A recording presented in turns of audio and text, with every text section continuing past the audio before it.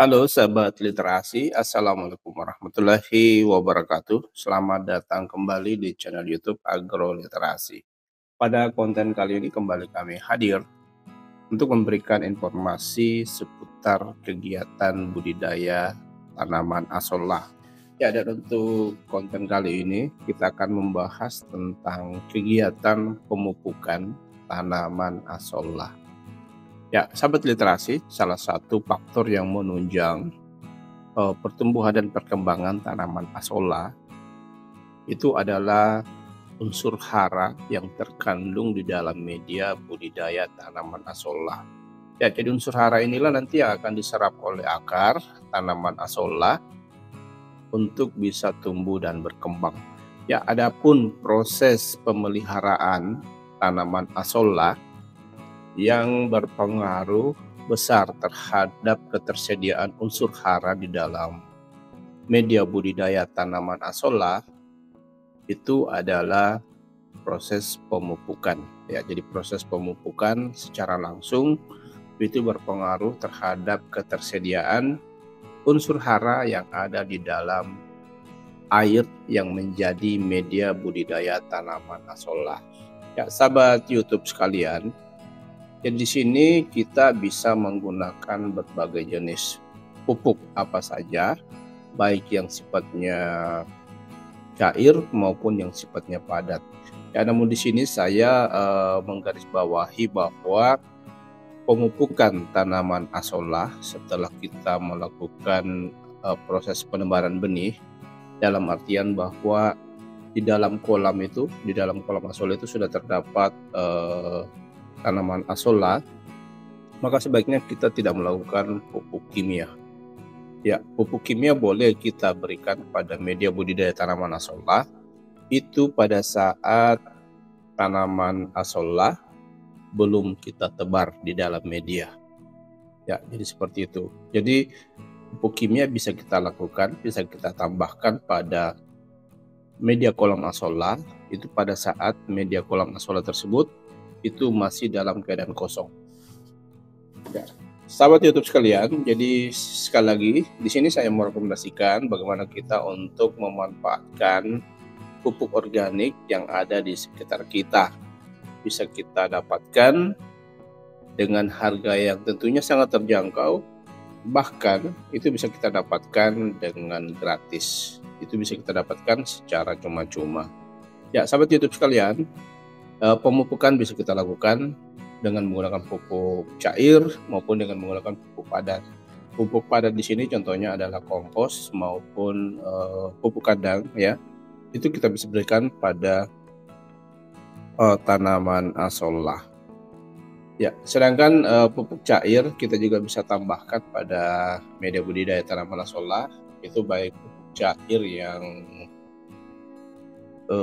berupa POC, ya, pupuk organik cair yang kita bisa buat sendiri, seperti POC dari air cucian beras, POC dari kotoran kambing, POC dengan menggunakan bahan-bahan yang lainnya pun bisa kita gunakan. POC yang dibuat dari bahan-bahan yang lain itu pun bisa kita gunakan.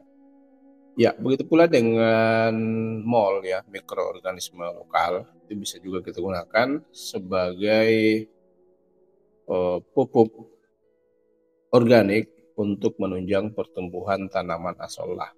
Ya, sahabat YouTube sekalian, untuk pemberian pupuk kandang maupun kompos itu kita berikan sebaiknya sekitar setiap minggu sekali.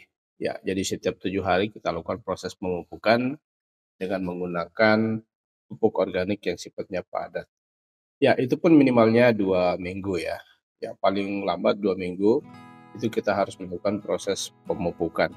Ya, begitu pula dengan pupuk cair, itu saya di sini menyarankan kita melakukan proses pemupukan dengan menggunakan pupuk cair setiap 3 hari, ya. Ya, takarannya seperti apa? Takarannya sebenarnya tidak terlalu mengikat, ya.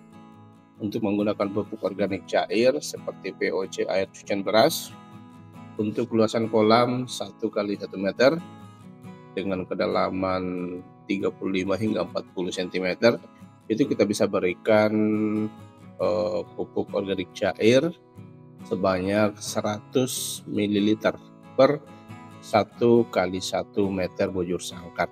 Kalaupun lebih daripada itu pun nggak masalah ya. Ya itu pun tidak masalah. Di sini kita tidak memberikan patokan tentang berapa dosis pemberian pupuk untuk media budidaya tanaman asollah. Ya, sahabat YouTube sekalian.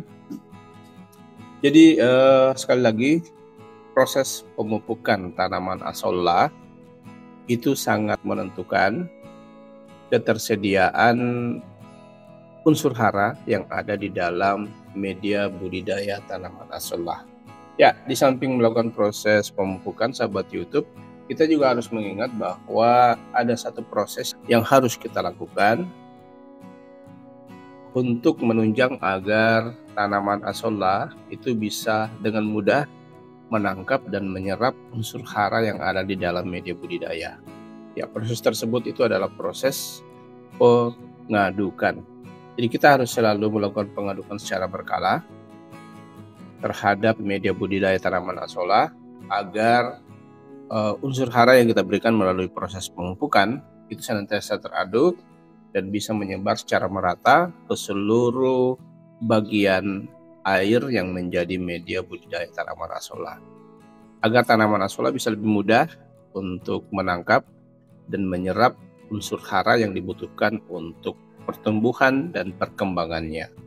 Ya, sahabat YouTube sekalian, jadi mungkin ini informasi singkat yang bisa kita berikan seputar kegiatan pemupukan tanaman asollah. Semoga bermanfaat dan dapat menginspirasi. Kami akhiri, wabillahi taufiq wal hidayah. Wassalamualaikum warahmatullahi wabarakatuh.